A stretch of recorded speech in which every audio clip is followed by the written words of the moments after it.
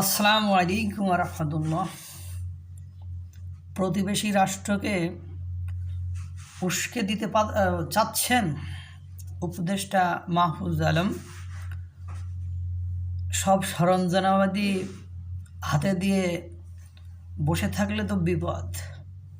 আমার কথা নয়, এগুলো বাংলাদেশের বিশিষ্ট সাংবাদিক রাজনীতিবিদদের কথা। আপনাদেরকে একজন সাংবাদিক এবং একজন রাজনীতিবিদের উপদেষ্টা মাহফুজ আলমের পোস্টটি নিয়ে বক্তব্যের সার কথা শোনায়। সাংবাদিক মাসুদ কামাল স্যার বলেন, উপদেষ্টা মাহফুজ বিজয় দিবসের রাতে উনি ওনার ভেরিফাইড ফেসবুকে একটা লম্বা স্ট্যাটাস দিয়েছেন এবং সেই স্ট্যাটাসটা তিনি আবার 2 ঘন্টার মধ্যে ডিলিট করে দিয়েছেন। উনি ডিলিট করলে কি দেখে এরই মধ্যে ওনার এই স্ট্যাটাস দেশ বিদেশে তোলপাড় শুরু হয়ে গেছে। আমার 2 বন্ধু ওনার ওই স্ট্যাটাস আমাকে স্ক্রিনশট পাঠিয়েছে এবং তারা বলছে এই লোকটি কি উন্মাদ, মানে পাগল। সরকারের সাথে থাকে, সরকারের নীতি নির্ধারণ পর্যায়ে এই ধরনের লোক এখানে কিভাবে থাকে।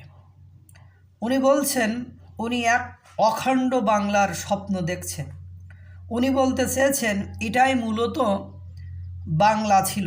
নানা রকম রাজনীতির কারণে, ভারতের রাজনীতি, পাকিস্তানের রাজনীতি, ব্রিটিশ রাজনীতির কারণে সেটা মূলত ভেঙে গিয়েছে। বিজয় এসেছে, উনি বলছেন বিজয় এসেছে, কিন্তু সামগ্রিক নয়, মুক্তি। উনি লিখেছেন এভাবে, হিমালয় থেকে বঙ্গোপসাগর পর্যন্ত জনপদ পুনরুদ্ধার ব্যতীত পোকায় খাওয়া পূর্ব পাকিস্তান হয়ে বাংলাদেশ দিয়ে আমরা মুক্তিকে ছুঁতে পারবো না।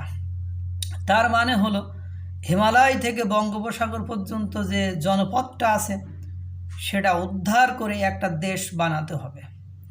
1947 সালে যে আন্দোলন হয়েছিল সেই সময় এই ম্যাপটি আমাদের অনেক রাজনীতিবিদ দিয়েছিলেন, যেমন মাওলানা ভাসানী, হোসেন শহীদ সোহরাওয়ার্দী, বঙ্গবন্ধু শেখ মুজিবুর রহমান, এই ধরনের নেতৃত্ব দিয়েছিলেন।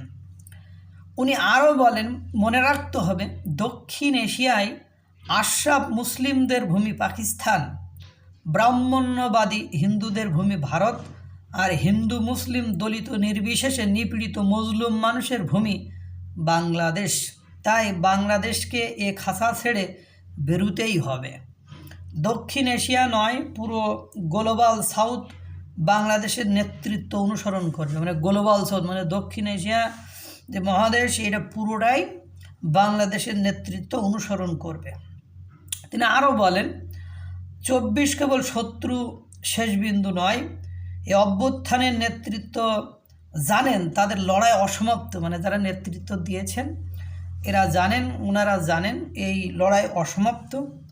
এ লড়াই শেষ করতে তারা এখনও জীবন দিতে প্রস্তুত। মানে এখনও তারা লড়াই করবে এবং এখনও তারা জীবন দিতে প্রস্তুত। যাবেও হয়তো তাদের জীবন, এই যে যাবেও হয়তো তাদের জীবন, মানে উনি নিশ্চিত যে তারা যুদ্ধ করবে এবং তাদের জীবনও চলে যাবে, এরকম।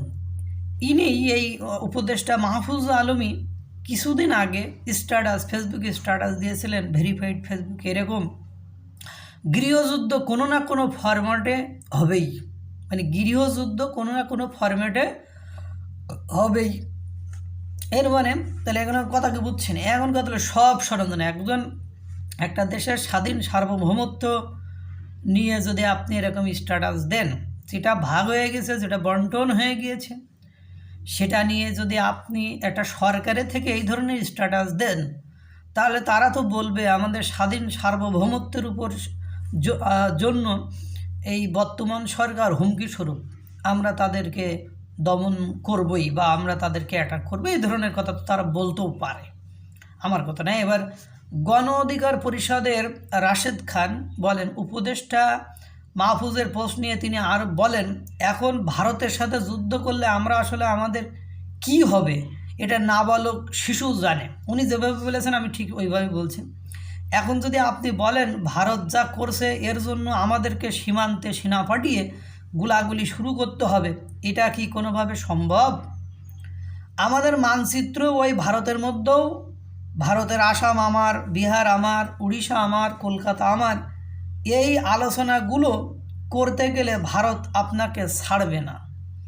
ঠিক আছে, আপনি যদি ভারতের আসাম, উড়িষ্যা, বিহার দখল করতে চান গোপনে করেন, পরিকল্পনা কখনো প্রকাশ করতে নেই। এই মুহূর্তে যদি আপনি এই বক্তব্য দেন তাহলে ভারত তো আপনি ভারতকে তো আপনি কথা বলার সুযোগ তৈরি করে দিলেন। ভারত তো এখন বলবে এখন যে গভর্নমেন্ট আছে সেই গভর্নমেন্ট আমার স্বাধীনতা সার্বভৌমত্বের জন্য হুমকি স্বরূপ। কারণ মাহফুজ আলম কোনো ব্যক্তি না, উনি সরকার এবং সরকারের একটি অংশ, এবং ওনাকে এখনও কোনো মন্ত্রণালয়ে বন্টন করে দেওয়া হয়নি। এজন্য উপদেষ্টাদের ভেতরে প্রধান উপদেষ্টা ডক্টর মোহাম্মদ ইউনূসের পরে বাংলাদেশের গভর্নমেন্টের বর্তমান সময়ে সবচেয়ে পাওয়ারফুল ব্যক্তি হল এই মাহফুজ আলম। তিনি যদি এই ধরনের বক্তব্য দেন তাহলে তো ভারত আমাদেরকে যে কোনো সময় আমাদের স্বাধীন সার্বভৌমত্বের উপর হস্তক্ষেপ করতে পারে। কারণ তারা তো তখন এই ইস্যুটাকে বড় করে দেখে যে আমাদের স্বাধীনতা সার্বভৌমত্বের জন্য তারা প্ল্যান করতেছে, তারা এরকম মানচিত্র নিয়ে ঘাটাঘাটি করতেছে, তারা এই ধরনের কথা বলতেছে। সুতরাং এটা বাঙালি জাতির জন্য একটা বিপদের কারণ হতে পারে। ওনারা এই ধরনের কথা বলেছেন, ওনাদের কথাই আমি আপনাদেরকে শোনালাম। আল্লাহ তাআলা সকলকে ভালো রাখুক, সুস্থ রাখুক। আসসালামু আলাইকুম ওয়া রাহমাতুল্লাহ।